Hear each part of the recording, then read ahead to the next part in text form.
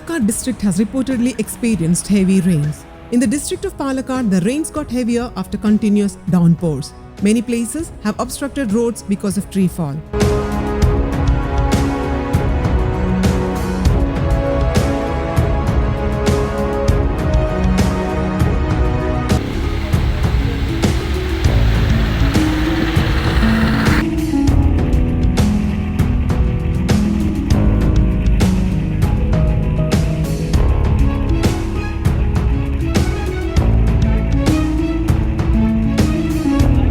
In Attapadi, Nelliyampati and Mangalam, crop damage was reported.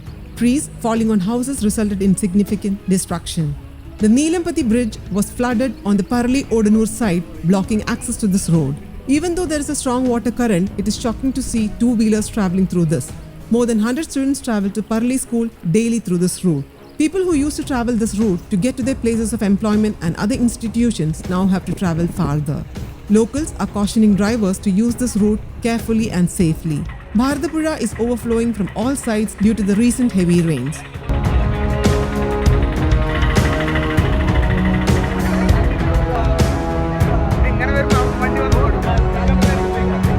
News Desk, Kaumudy Global.